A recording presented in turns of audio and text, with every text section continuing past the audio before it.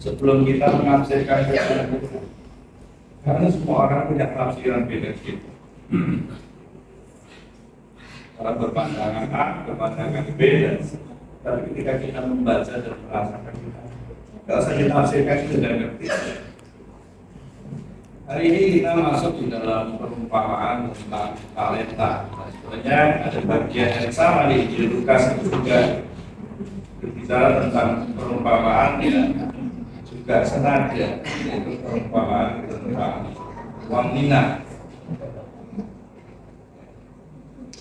Intinya dari dua perumpamaan ini bahwa setiap hamba itu dipercayakan oleh Tuhannya untuk satu bagian yang harus dia kembangkan. Kalau kita membaca di dalam Injil Matius pasal 25 di ayat yang ke-14 sampai dengan ayat 15, di sana dikatakan hal kerajaan surga sama seperti seorang yang mau bepergian ke luar negeri. Dan dia memanggil hamba-hambanya dan mempercayakan hartanya kepada mereka. Nah, Bapak Ibu, saya tidak tahu apakah kita pernah majikan kita atau orang yang kita anggap itu adalah atasan kita. Kita diberikan satu tanggung jawab. Selama saya pergi, semua saya percayakan kepada Anda. Di dalam perumpamaan ini, seorang tuan yang mau pergi ke luar negeri dan dia mempercayakan hartanya kepada Anda. Ada 3 hamba di sana. Dengan kepercayaan yang berbeda dalam segi jumlah. Sebenarnya bukan hanya segi jumlah, Tuhannya yang paling tahu kemampuan dari masing-masing. Banyak. Dia tidak akan mempercayakan sesuatu kepada hambanya yang sekiranya tidak mampu melaksanakan atau menerima kepercayaan itu. Di sana dikatakan di ayat 5, yang seorang diberikan 5 talenta, yang lain diberikan 2 talenta, dan yang seorang lagi 1 talenta. Masing-masing menurut kesanggupannya. Nah, tentu saja saya percaya bukan hanya sang tuan yang tahu kemampuan kesanggupan hamba-hambanya, tapi hamba-hambanya juga tahu kapasitas, kemampuan dirinya. Sadar tidak sadar, diakui atau tidak diakui, setiap orang itu sudah punya kekuatannya masing-masing. Tidak mungkin orang yang hanya punya kekuatan mengangkat beban 5 kilo, dia akan mengangkat beban 25 kilo. Itu adalah sesuatu yang konyol kalau orang memaksakan diri. Dia mengangkat beban yang tidak mungkin dia angkat. Pasti dia akan memilih beban yang sesuai dengan kemampuan atau kekuatan. Tapi di sini Tuhan itu tahu seberapa besar kekuatan kemampuan hamba-hambanya. Tidak dijelaskan kenapa ada perbandingan 5, 2, 1. Dan menurut hemat saya itu tidak perlu dipersoalkan, tidak perlu ditafsirkan macam-macam. Mau 5, mau 2, mau 1, ini bukan soal jumlah, ini soal kepercayaan yang diberikan dan kesanggupan dari masing-masing. Karena kalau kita baca di ayat-ayat sesudahnya, pada akhirnya semua itu harus dipertanggungjawabkan. Yang punya 5, artinya yang dipercayakan 5, dia akan mempertanggungjawabkan yang 5 itu. Yang dipercayakan 2, dia juga akan mempertanggungjawabkan yang 2 ini. Bahkan yang 1 itu juga nggak bisa dianggap sepele. Karena apa? Yang 1 yang dia terima itu juga harus dipertanggungjawabkan. Jadi persoalannya ini bukan soal berapa banyak yang dipercayakan. Apakah saya bisa mempertanggungjawabkan apa yang sudah dipercaya? Persoalannya. Kejadiannya mungkin akan sama. Kalau 3 hamba ini tidak bisa mempertanggungjawabkan. Hanya di dalam cerita ini, di dalam perumpamaan ini, hanya 1 hamba yang tidak bisa mempertanggungjawabkan. Dan anehnya, ya, kalau kita membaca ayat-ayat 14, ayat 24 sampai 30 tadi, seolah-olah hamba yang ketiga ini sudah mempertanggungjawabkan. Apa yang dia katakan?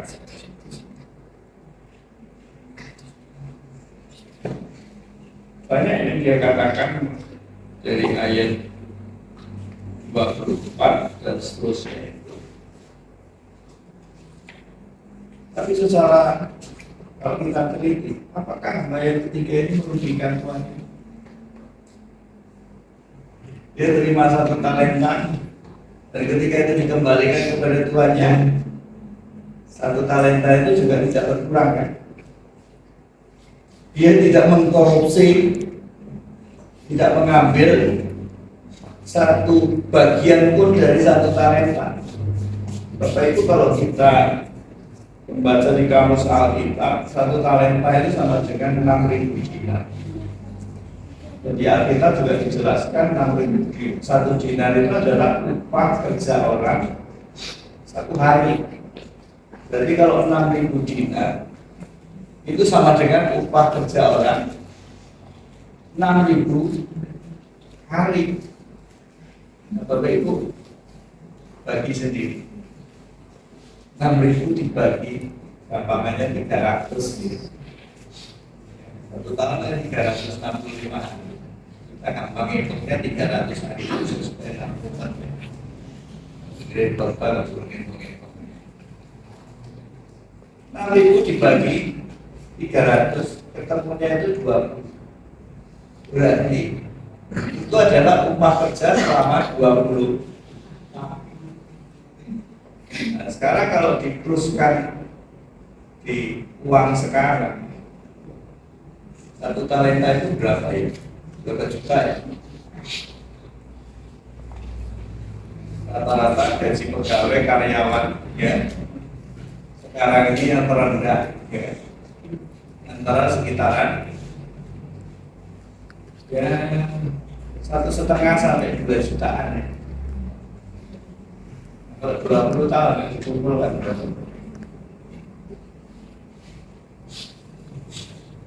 begitu lagi. Dan jelas pasti lebih dari 20 juta.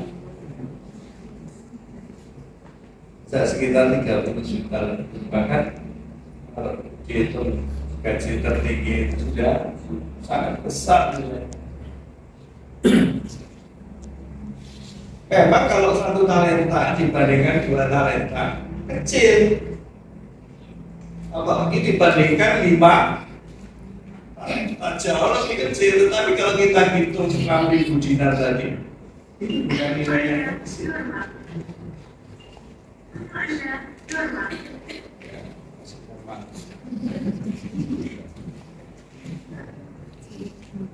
Ya, jadi Bapak Ibu, melakukan anak-anak itu normal. Misalnya Bapak Ibu keluarga melakukan seperti itu, pasti semua nolak ke belakang.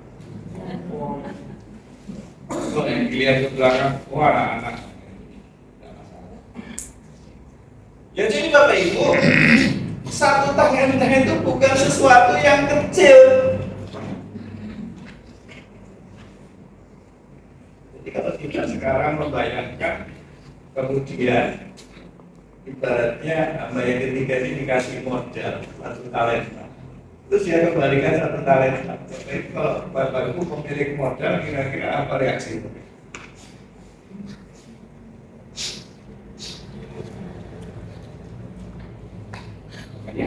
Kenapa di sini sampai tuanya itu ngomong apa? Hai hamba yang jahat plus enggak cukup bilang males gitu. Males gitu.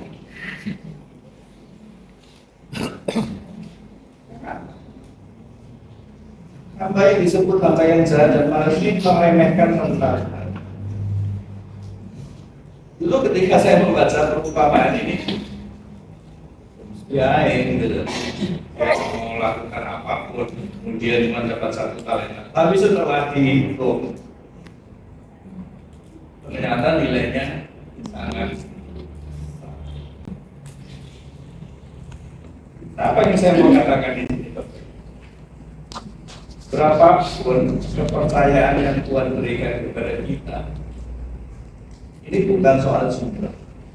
Ini soal bagaimana kita mempertanggungjawabkan apa yang Tuhan percayakan. Mari kita masing-masing merenungkan, merenungkan, mengamati diri sendiri apa yang Tuhan sudah percayakan kepada saya.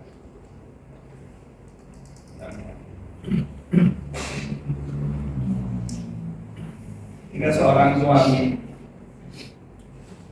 dipercayakan untuk hidup bersama dengan istri, ketika istri dipercayakan untuk hidup bersama dengan suami, bagaimana pertanggungjawaban kita?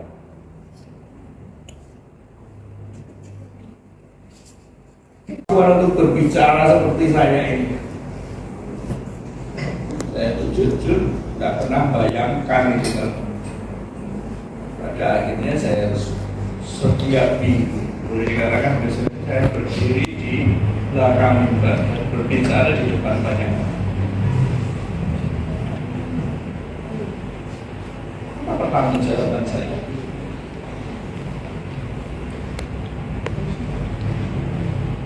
Mungkin Bapak Ibu tidak seperti saya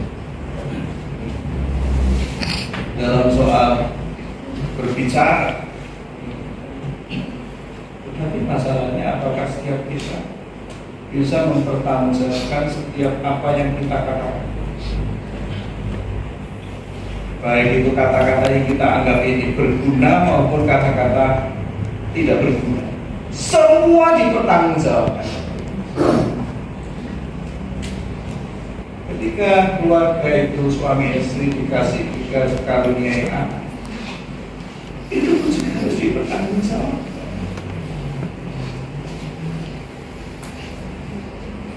Jadi jangan kita berpikir yang penting saya sudah mengerjakan, saya sudah mengasuh anak-anak ini besar.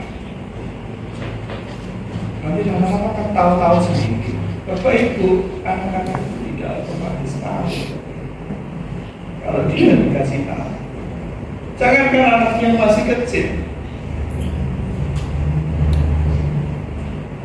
kita saja orang tua, kalau dikasih tahu satu kali kan juga tidak paham.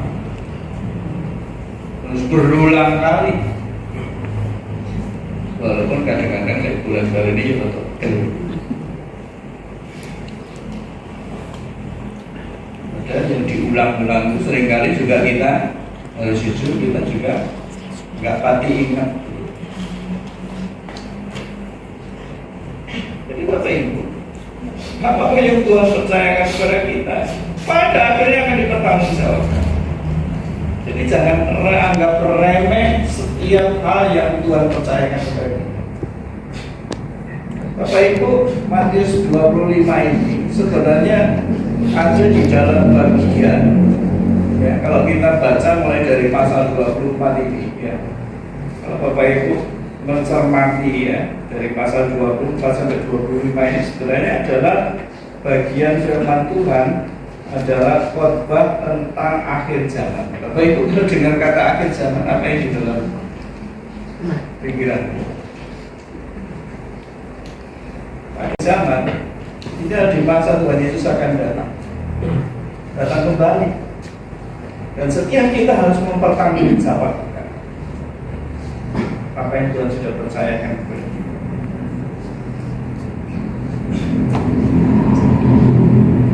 Saya mau katakan Bapak Ibu, setiap kita yang duduk di tempat ini tidak ada yang kebetulan.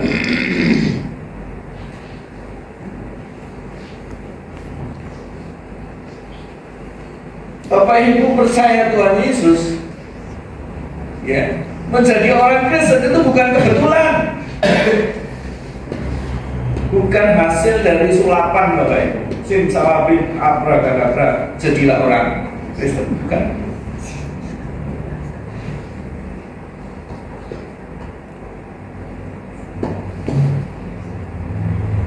Bapak Ibu pasti tahu lagu ini. Kau telah memilihku, Bapak Ibu lagi. Selagi dan itu diinspirasi dari Mazmur 139. Tuhan memilih kita dari sejak dalam kandungan. Sebelum kita dilahirkan di dunia ini, Tuhan punya tujuan di dalam hidup kita. Jadi tidak ada satupun kita percaya Tuhan Yesus jadi orang Kristen tidak punya tujuan. Dan tujuan itu adalah bukan tujuan kita. Tujuan Tuhan. Tuhan ingin tujuan Tuhan itu dicapai. Caranya gimana? Ya melalui hidup kita. Makanya dosa di dalam perjanjian lama itu ada satu kata yang diterjemahkan dosa itu adalah meleset dari sasaran. Artinya melenceng dari tujuan Tuhan. Jadi sekali lagi Bapak Ibu, bagian perumpamaan berada di tengah di bagian khotbah akhir zaman. Nah, yang paling dekat kalau kita membaca dari perumpamaan talenta ini, di atasnya itu bicara tentang apa? Bapak Ibu lihat di Alkitab Bapak Ibu. Bicara tentang apa? Bicara tentang 5 gadis yang bijaksana. 10 gadis yang bijaksana dan 5 gadis yang bodoh. Bapak Ibu jangan sampai kita ketika Tuhan Yesus Kristus datang, kita kedapatan sebagai manusia yang bodoh.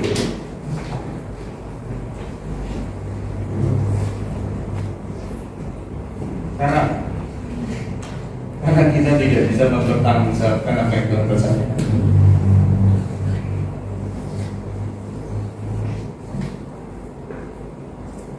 Setiap tahun kita merayakan Paskah.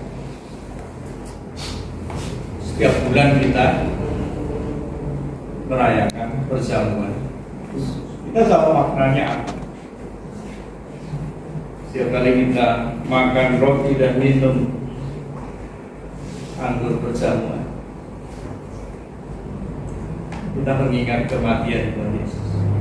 Kita mengingat kebangkitan Tuhan Yesus dan kita mengharapkan kedatangan Tuhan Yesus.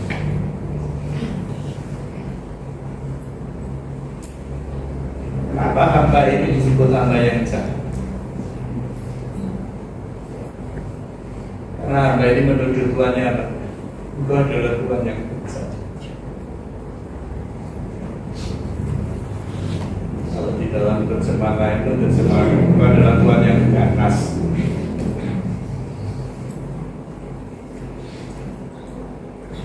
Tapi kalau kita kembali kepada istilah hamba, kata hamba, saya melihat di teks aslinya kata hamba di sini artinya budak. dalam konteks Alkitab yang namanya budak itu bukan seperti pelayan di zaman sekarang ya, kan pergi ke luar negeri jadi ke TKI, jadi asisten rumah tangga yang masih bisa bebas, walaupun yang paling sulit pun dia masih punya hari libur. Budak di zaman Alkitab itu tidak seperti itu. Boleh dikatakan budak itu tidak punya hak hidup. Artinya apa? Hidup matinya itu ditentukan oleh tuannya, majikan. Kok bisa-bisanya dia ngomong tuannya kejam? Bahkan lebih parah lagi dikatakan apa? Engkau adalah manusia yang kejam yang menuai di tempat di mana Tuhan tidak menabur, yang memungut dari tempat di mana Tuhan tidak menanam. Bapak Ibu, ketika kita menjadi seorang karyawan atau pekerja, kepada siapa kita mempertanggungjawabkan pekerjaan? Pasti kepada orang yang memberikan pekerjaan. Terus kita ngomong sama orang yang memberikan pekerjaan, oh ternyata Bapak Ibu ini orang yang kejam, yang mengambil keuntungan dari para pekerjanya. Bapak Ibu, kalau orang yang memberikan kerja itu tidak mendapatkan keuntungan dari pekerjaannya, ya untuk apa dia mau mengerjakan orang? Betul? Memberi kerja yang konyol kalau dia itu tidak mendapatkan apa-apa dari pekerjaan. Jadi sebenarnya ada sesuatu yang wajar kalau tuannya ini dia mendapatkan keuntungan dari para pelayannya atau hambanya. Jadi bukan sesuatu yang aneh. Makanya kalau dia disebut hamba yang jahat itu bukan karena dia melakukan hal yang kriminal gitu. Itu yang pertama. Yang kedua, kenapa dia disebut hamba yang jahat? Karena dia tidak mengenal keluarga dengan Bapak Ibu. Kalau kita bekerja, pasti kita bergantung kepada orang yang memberikan pekerjaan kepada kita, atau perusahaan atau instansi di mana kita bekerja. Makanya seringkali kita dengar kata kita itu harus loyal. Karena mau tidak mau kita ini harus mempertanggungjawabkan pekerjaan kita. Senang nggak senang, kita harus mempertanggungjawabkan.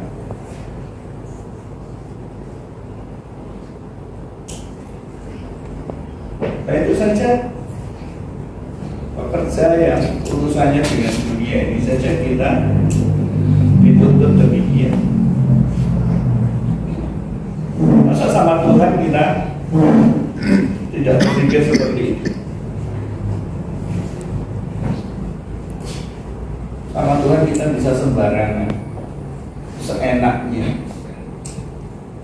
Kalau bisa bekerja untuk Tuhan itu sedikit-dikitnya mendapat berkat sebanyak-banyaknya. Kenapa dia tidak mengenal tuannya? Karena dia tidak punya hubungan yang dekat dengan Tuhan. Ini ada kaitannya dengan KKN. Kalau seorang mengenal baik, punya relasi yang baik, punya hubungan yang baik, pasti dia akan mengenal dengan Tuhan. Dan pelayan itu kan tinggal sama majikannya kan dalam cerita ini kan. Dia tidak tinggal di mana-mana.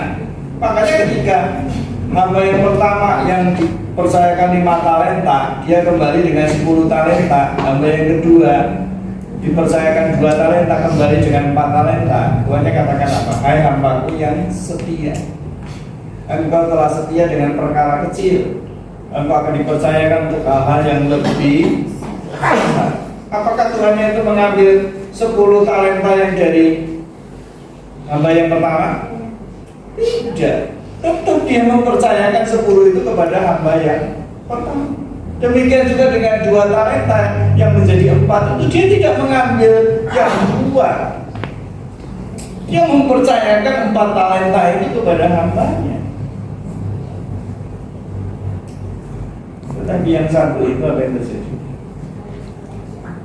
Karena dia tidak mampu mengembangkan, makanya 1 yang dia miliki itu yang diberikan kepada yang punya 10 talenta. Mungkin banyak orang protes, ya kan dia punya banyak. Ini bukan masalahnya dia sudah punya banyak, tetapi masalahnya apa? Karena dia bisa mempertanggungjawabkan apa yang dipercayakan kepada dia. Makanya siapa yang mempunyai dia akan diberi. Artinya siapa yang mempunyai dan bisa mempertanggungjawabkan dia akan diberikan lebih banyak. Tadi hamba yang pertamanya, karena dia tidak mengenal Tuhannya dengan benar. Dia tidak percaya bahwa Tuhannya itu bisa memelihara hidup.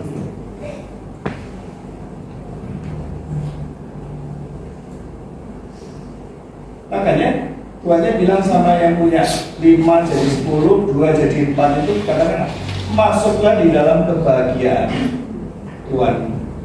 Artinya kamu akan bersama-sama dengan aku dan kamu akan mengalami sukacita yang besar. Kamu akan terpelihara.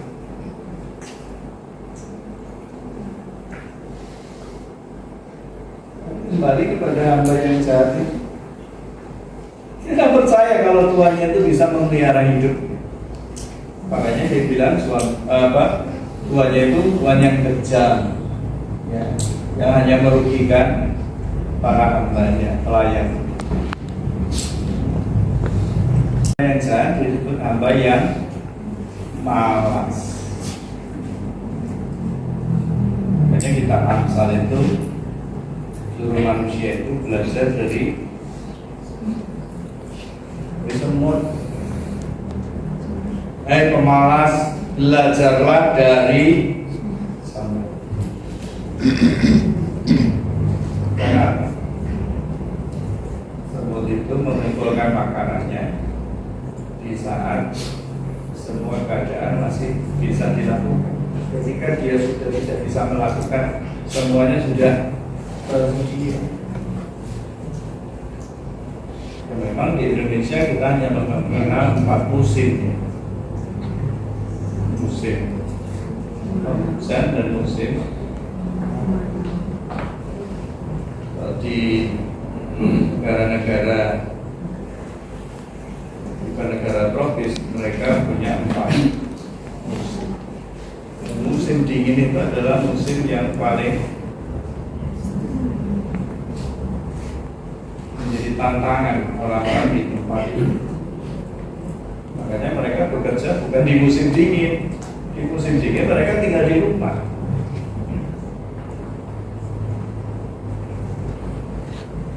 Ya semua saja ngerti ya. Kapan musimnya kerja, kapan musimnya istirahat. Karena manusia ini tidak ngerti. Makanya Amsal sampai suruh belajar dari semua. Banyak hal pada itu. Manusia yang seharusnya hidupnya lebih bijaksana, lebih berakal budi. Karena kemalasannya.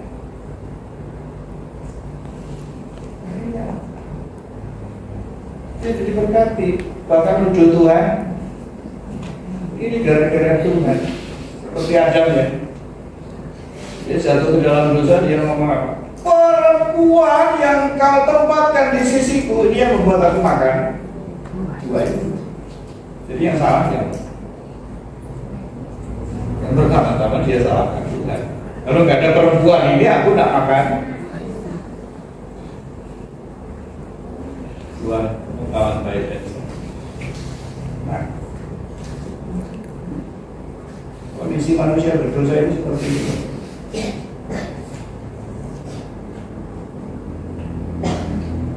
lebih senang mempersalahkan daripada mengakui kesalahan.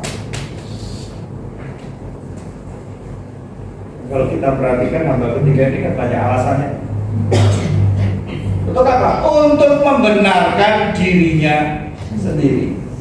Aku tahu tidak merugikan Tuhan. Talentanya aku kembalikan tidak bertambah dan tidak berkurang. Yang jelas apa? Berarti dia tidak bisa dipercaya. Tidak bisa dipercaya itu bukan soal orang itu mencuri apa yang dipercayakan kepadanya. Dia tidak melakukan apa-apa pun sebenarnya dia sudah tidak bisa dipercaya. Jadi tidak merugikan apa-apa loh Bapak Ibu. Uangnya kembali dengan utuh.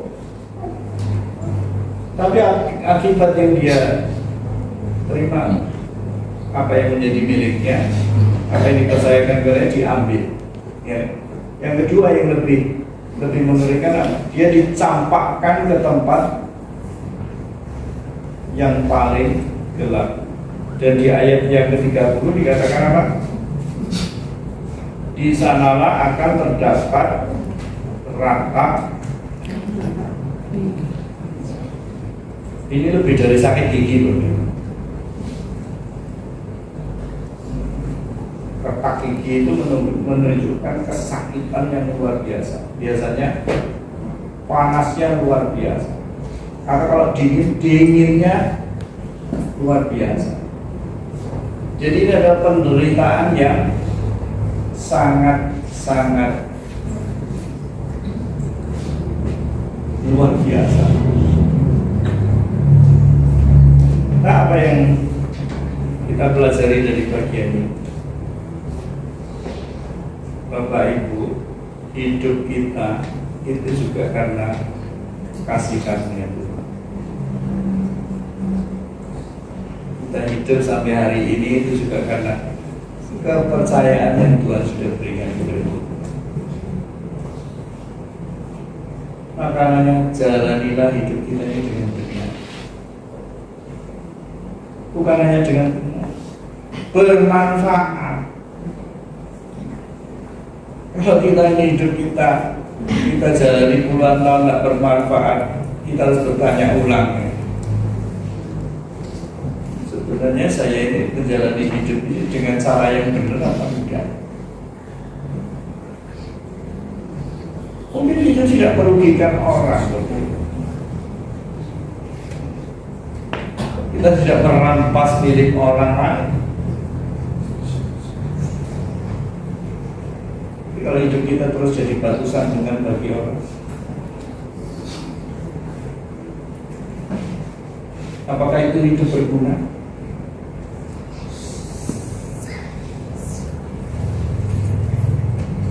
Mungkin kita tidak menyakiti seseorang. Bahkan kita katakan aku tidak pernah bersentuhan dengan orang lain. Tetapi apakah itu tujuan hidup kita?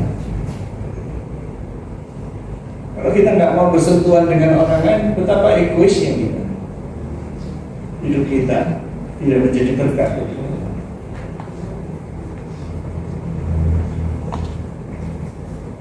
Abraham diberkati, tapi bukan untuk dirinya sendiri.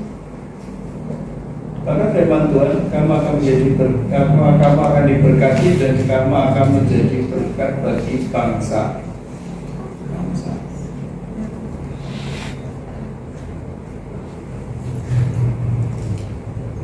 Apa yang Tuhan percayakan bagi kita sampai hari ini?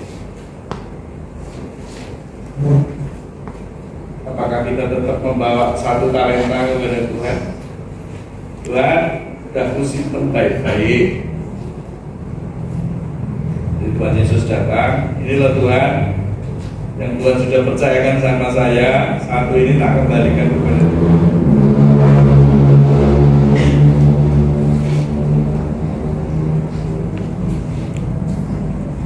Mari, jangan kita menjadi hamba yang jahat.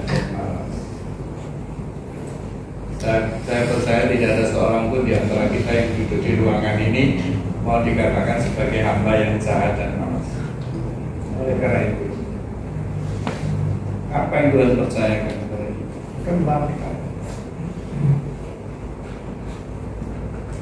Sehingga itu berguna bagi pembangunan kerajaan Allah. Makanya di sini kan bicara perumpamaan tentang kerajaan Allah. Bagi kesejahteraan banyak orang. Hari ini Tuhan menantang kita. Firman Tuhan menantang kita. Tidak hanya mengingatkan kita. Mari kita menjadi hamba-hamba yang setia. Setia dalam perkara kecil.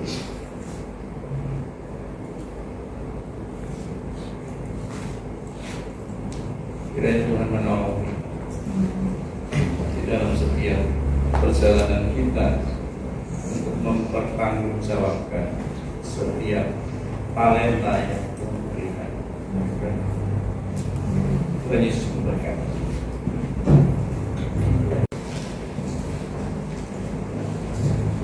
Hambamu sudah selesai berbicara,